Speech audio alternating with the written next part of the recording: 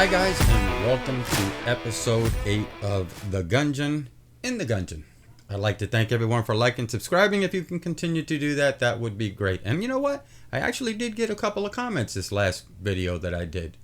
But anyway, in the prior videos I had said before that I was not always going to talk about firearms. Even though I love them, but I wasn't always going to talk about them. I think there's more important topics too that we need to discuss that a lot of people who do these videos about firearms really don't dabble in. But me, on the other hand, I like to dabble in a little bit of everything.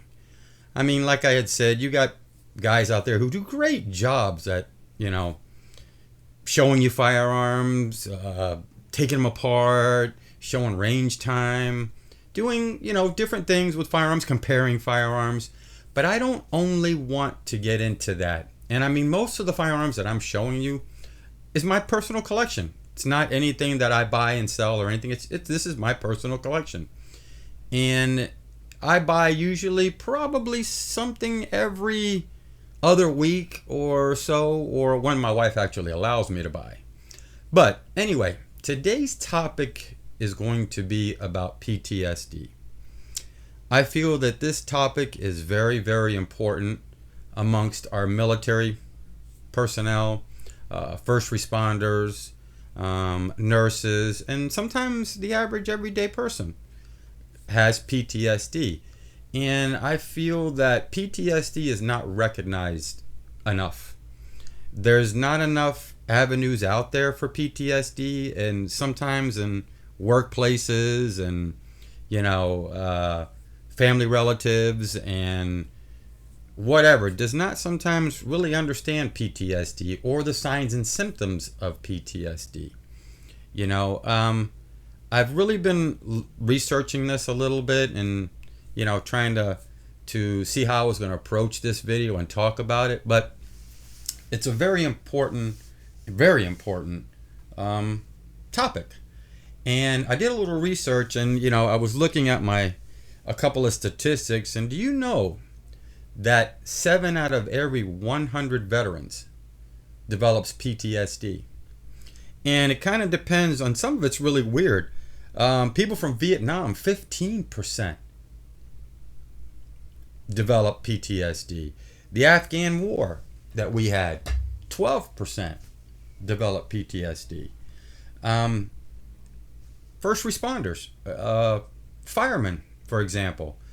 You get, you work an A, B, or C shift, and whatever shift you're on, A, B, or C, on that, you get 1 day on, 2 days off. And on that third day, sometimes, depending upon how your shift runs, you get what we call an R day.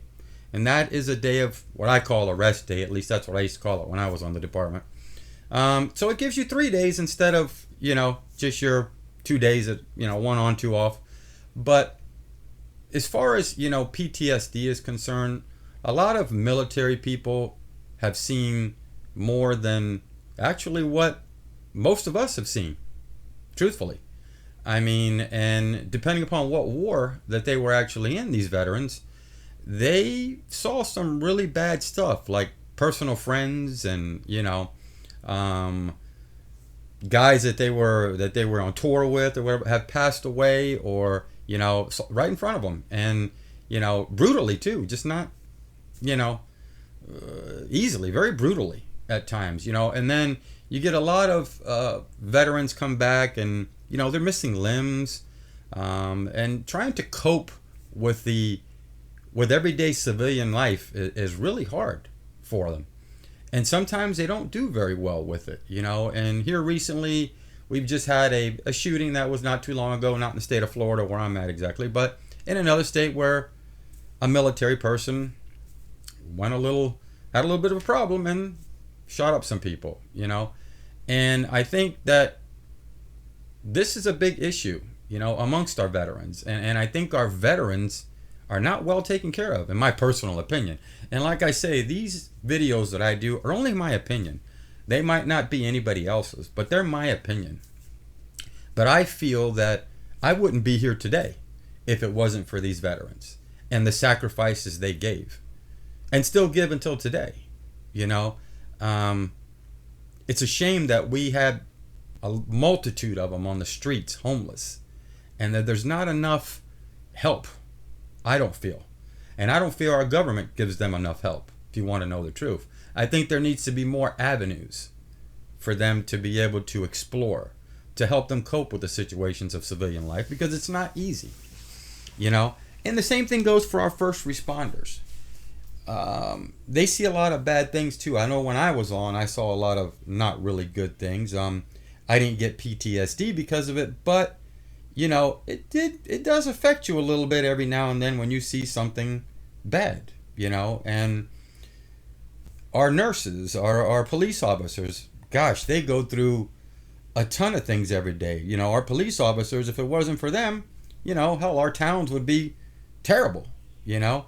And here recently, we've had here in the state of Florida a situation happen where 2 of our police officers got ran over.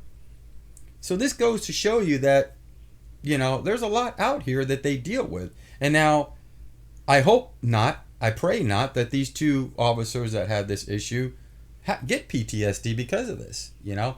And I hope everyone who has been through traumatic experience does not develop PTSD, because it's not very easy to cope with, you know. And some of the signs that I think I've researched on that should be noticed by friends, family, co-workers, you know, seclusion, you know, keeping yourself to yourself, you know, irritability.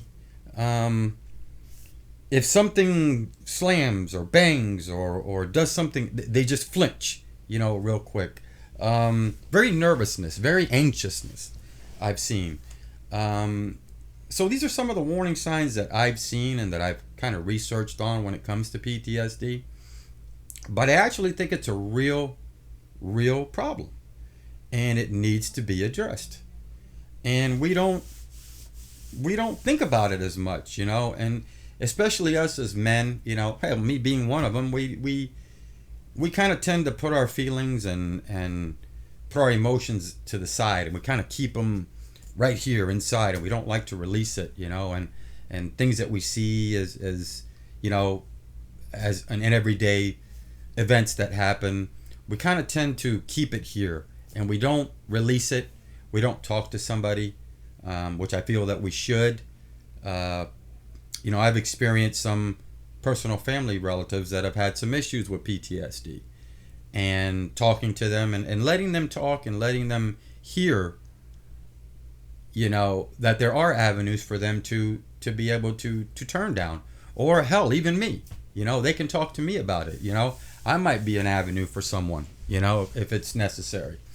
Like I said, you know, I was a fireman before, so like I saw a lot of different things, so I can handle, you know, a lot. And, you know, my family always said that I can carry a lot of weight on my shoulders because of this. It's made me somewhat strong, but not everybody's like me, you know. I'm a human being, you know. Like I said in a prior video, I work 40 hours a week. I'm a normal blue-collar worker. I'm not anything special, nor do I claim to be. You know, and I hear a lot of times, because people will say, you know, they'll ask me, are you prior military? No, I wasn't. You know, I was a fireman before, and they're like thanking me for my service and everything. But, you know, it's not me that wants the thanks. I chose that job. I chose to be a fireman. I didn't choose to go overseas. I didn't choose, like in the Vietnam War or, you know, any of the other wars. These people got drafted. You know, they were told they had to go. You know, I remember that when I was younger, at 18 years old, we had to sign up for the draft. And heck, that made me nervous at a point in time. After a while, I wanted to go. It didn't make me nervous at all. But for some people, that scares them, you know, and that's a shock. Kind of like what a PTSD would be. You know, it would cause PTSD. That kind of shock of knowing, wow, I've got to go somewhere where there's a lot of fighting going on and stuff that I'm not going to be used to seeing, you know, because we can all, you know, join the military. We can all join the fire department. We can all join the police department and not understand really what we're getting into. We can hear about it, but we don't understand it until we actually experience it. Like a lot of our first responders and veterans and military personnel right now see, you know, and you and me as an everyday person really don't see what they see. And I think that if some people, instead of, sitting behind a desk and talking how it should be, kind of like when people talk to football teams on the TV, like say, oh, you need to, go, go, go, go, go. TV's not going to hear you, TV's really not going to hear you. But talking to somebody is going to hear you, and I feel that there is avenues out there for people with PTSD and, that can't handle PTSD. I figured, I know there's avenues for you to, and for help for you to seek. Is there enough? No, I don't feel that there's enough help out there. And I think especially for our first responders and our veterans, there's not enough help at all. Like I said a few minutes ago, and sorry if I repeat myself sometimes, it's just, this is not scripted. I don't practice this. This just comes out of my mouth, Every time I talk about a firearm, yeah, I know, about firearms, but I don't sit here and script anything or write notes or clip notes. Hell, sometimes I got to look at my phone to get some statistics that I might need. But, so this isn't a show that I put on. This comes from here, comes from the heart. And, being among a lot of first responders and military personnel, I've kind of heard things, and some of my coworkers were prior military. And like I said before, I was, prior fireman, and, I have family relatives that were prior military too. And you just hear different things. And until today, I hear different things, and for, I can't really say where I work right now because I'm just not allowed to, but I meet a lot of people and I see and hear a lot of different things, and people talk. People do, because hell, you talk to your bartender sometimes. Well, in my position, people talk to me, and they'll tell me certain things, and they'll how they feel, or or certain issues, and I hate to say it, but I had this one time that I went to a person's house, and she had told me her husband passed away in the military, and it was like, that was shocking. It was traumatic to her. It caused her son, matter of fact, to have some problems, with PTSD. So, I think that, it's a lot. I would say a lot of it focused, in my opinion, on military and first responders. But there's everyday normal people out there too that run into PTSD with a traumatic experience they might be into, or a traumatic event, or a loss or something that really hits you hard, and it does something to you. I lost my dad a couple of years ago, which, it affected me pretty bad, but nothing to throw me into kind of a PTSD or a depressional state, but it affected me, and I'm sure everybody really is not the same, and I know that. Hell, we're all human, so we all do have feelings, and hopefully we respect everybody. But I think this PTSD and is a big issue, and I think it's not recognized enough, and I know I keep saying that, and I think there is more that we can do, me and you, as if we know somebody who's had it, let them talk, hear them out, be an ear, because a lot of times you can talk and they can talk and speak, and they feel much better after a while because they're able to release their feelings, I don't want to say that, I'm superhuman, or that I don't have feelings or emotions, because I do. But from what I've been seeing lately and in today's society, how things are going, and how tough it is out here, and interest rates going up, and our current administration, which it's terrible. It just seems like we're going further and further downhill. But I think the way our current administration is, and what's going on in the Middle East, and and surrounding countries that we're having issues with here in the United States, I think you know, we live, besides all that, I think that we're lucky, a lot of us, today to be able to get up and go to work and be with our families and, do the things we like to do and enjoy life and, hell, go to theme parks or, what have you that you might do, go to sporting events.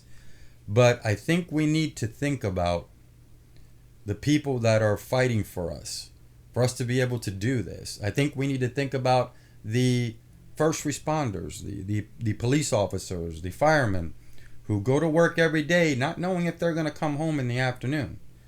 I know that's probably hard on, family relatives of these personnel, these first responders and these military people. I know it's hard. I know it's hard because I know firsthand it was hard for my family.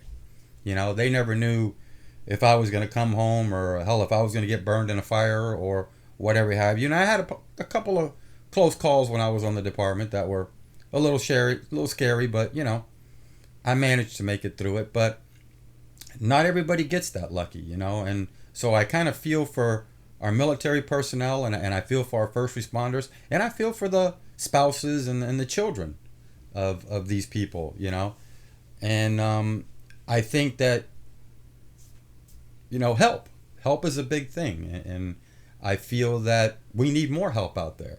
We need more lines for people with PTSD, for military personnel, first responders, nurses, what have you. I think they need more outlets to be able to talk to people, and to be able to just voice what they need to voice, to maybe clear their chest up and maybe, clear their heads and feel better, and maybe some of the things that go on and some of the suicide situations because of this situation would be maybe deterred. I'm not saying it's going to cancel it out because I doubt it very seriously, but maybe a little help, maybe a little help from friends and family and coworkers, could help the situation a lot, and maybe we won't have so many suicides and, amongst first responders and veterans and current military people, and we won't have any, crazy outbursts sometimes, that you see, and Lord knows that our media, I swear, it's terrible on how they have to show every single thing, that happens, and it's okay to show some things, but you know what? You can touch on it a tiny little bit, but let's not go deep into it because a lot of times this is people's lives, But I do think that it's just not recognized enough, and PTSD needs to be recognized more. And the outlets need to be a lot more. I don't feel there's enough, like I had said before. I feel we need more. And if we can come up with something or some ways or I know we have these charitable things that, help our military veterans and everything, which is great. Love it. But I think we need more. We need more local stuff too. I'm not going to say exactly what town I live in, but we all know I live in Florida. And probably some of you who watch these videos know me, and you know where I live. But I'm not going to say it because I'm not gonna. Because it's not about me, really. These are just my opinions. Like I'd said before, it's nothing that, I sit and research for hours every day and script. It's just how I feel, and I really give so much respect and so much, I can't give any more of my heart than I do our military people and our veterans and our first responders, because, man, they do one hell of a job. And sometimes if you see a veteran, how about thanking them for their service? If you see a police officer or a fireman, something to that nature, how about thanking them a little bit? Or if you see one walk in a Dunkin' Donuts, a Starbucks or something like that, how about buy them a coffee? Maybe, buy them something, just an appreciation type of thing. They probably turn it down because, I've done it and people have done it to me and I've turned it down, and, I do it a lot every time I can get a chance, and a lot of times they turn it down, because they don't want handouts. They don't want you to do anything for them, and I feel the same way, and I felt the same way, and that's why, when I had a person call me a hero, I said, no, I'm not a hero. I'm not a hero at all. I chose my job. I'm not a hero. I'm just a normal everyday guy that wanted to do that job and enjoyed doing that job and enjoyed helping people. And like I had said, there's some of our veterans that didn't enjoy doing their job and that didn't want to be there, but they were told they had to because that's the way it was. But, I don't want to bore you with a whole lot of this situation with PTSD, but I think it's a very important situation. And I think if all of us can just do something to help one person, and then it goes on to another, and it goes on to another, and it goes on to another, maybe things might change, because in my opinion, everybody's life matters, There's no certain race, creed, or anybody. Everybody's life to me matters. Doesn't matter what color you are, where you're from, we all matter. We all feel the same, all the different colors are in our military and our first responders. So you know what? It's not about any of that. It's all about, helping. And that's my opinion, But anyway, I don't want to talk too much and bore you about it. And I'd like to thank everyone for liking and subscribing to my channel. If you can continue to do that. And heck, throw me some comments. I've had some people recently throw me a few comments. So if you can throw me a couple of comments and tell me what kind of topics you'd like to hear about. If it's something, whether it be a firearm that you saw in my collection in video 1 or, whatever it might be, throw it in my comments. Ask me. If I don't respond to you right away, it's because I'm at work. And, and a lot of times I do these videos at night when I get off of work.